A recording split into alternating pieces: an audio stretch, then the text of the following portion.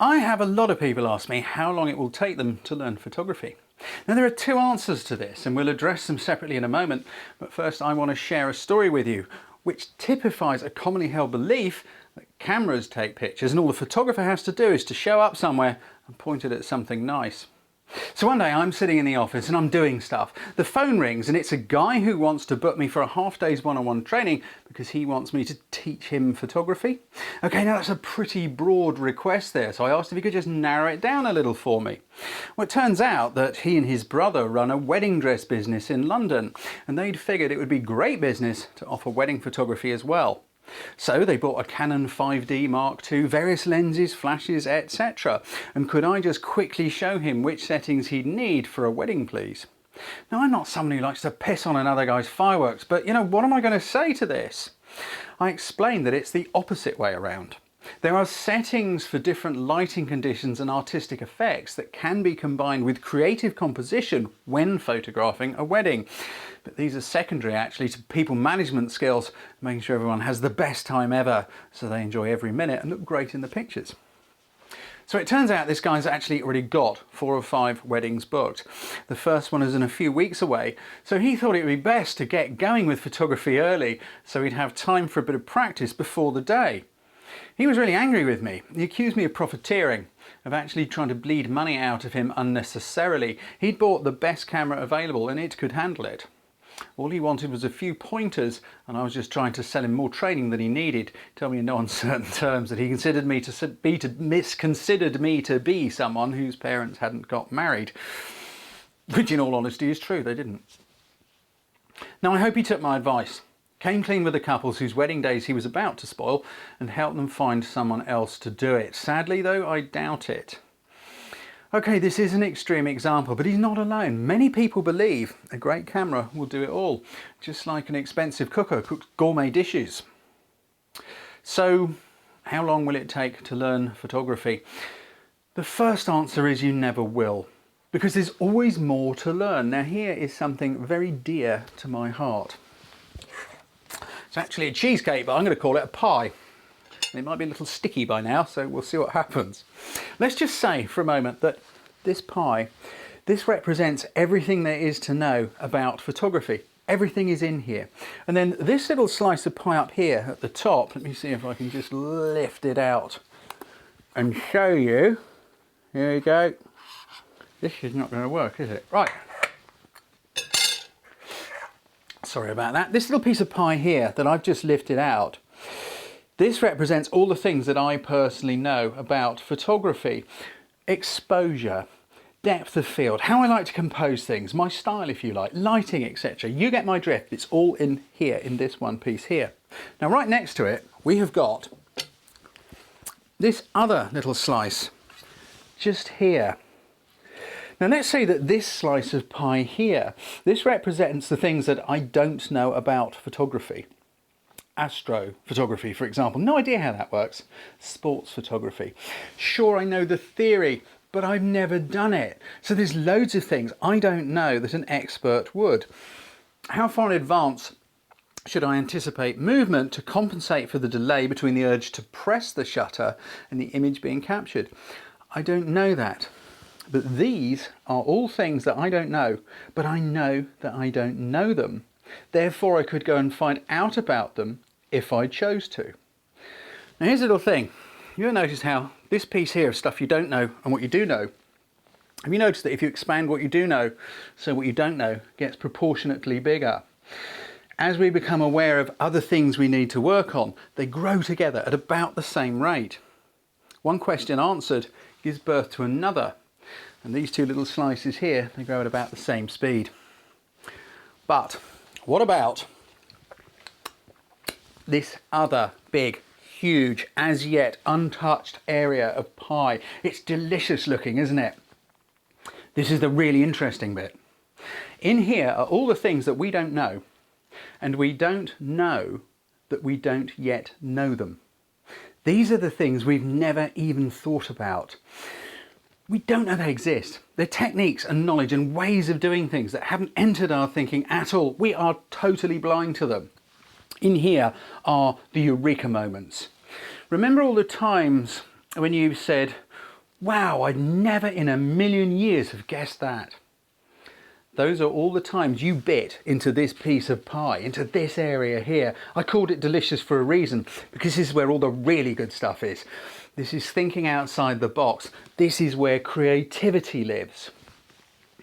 So to be fulfilled and happy in anything, we have to grow and evolve. And photography is fantastic because it's a never-ending resource for us to do that.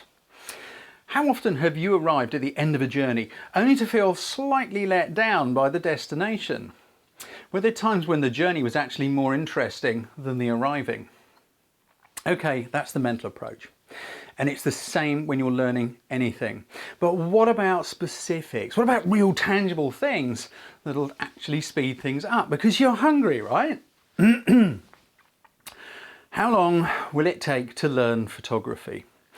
If you want to play the guitar in such a way that the guys high-five you and call you rock star, and the girls get all big-eyed and just a little bit mushy, how long is that going to take you? So you've read the Gibson Les Paul Deluxe instruction book, maybe watched a few videos on YouTube. Are you going to become Zeppelin's Jimmy Page on that? Why would photography be any different? Will someone who practices exposure, depth of field, lighting, composition and all that good stuff for 2 hours every day learn quicker than someone who maybe grabs the camera once a month when they walk the dog? Or how about the person who makes a commitment to learning by investing money in courses? Will they pick it up faster than someone who watches free videos now and then when there's not much on TV? You bet they will, because they don't want to waste the money. Yet some photographers waste money all the time. They'll happily spend hundreds of pounds on a new lens because they don't really need, because they've already got one covering those focal lengths. But they wouldn't commit half that amount to learning how to become effective with the equipment they already have. A photographer who takes action makes progress. Their level of progress is directly proportional to the amount of action taken and commitment to an outcome. There's a big difference between I'd like to be a good photographer and I'm going to be. Like is a maybe someday, one day kind of pipe dreamy sort of a thing, and that's okay. Nobody is forcing anyone. But if that I'd like to is causing you pain because your desires are frustrated, you don't much like the photos, you're becoming disappointed in your abilities and what you're delivering, what you're seeing on your wall, what you're shooting. Maybe you're thinking you wasted a whole pile of money on a crap camera.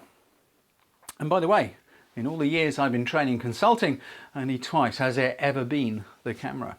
And in both cases, the photographer figured a way to get around that malfunction and get on with shooting great images regardless. So ask yourself how it'd feel if you got committed into action and fulfilled your desire to be a good photographer.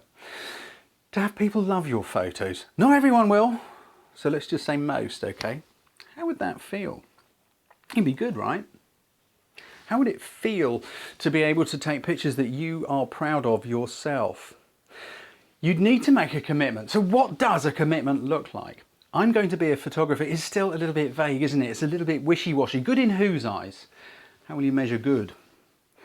If you state a specific goal and tell the world about it, it starts to become powerful. I'm going to win my camera club photo competition in the next 12 months. I'm going to get 1,000 likes on an image by January. I'm going to get my RPS distinction and have letters after my name within the next 18 months. These are powerful. Set the goal, then find the way and do whatever it takes to do that.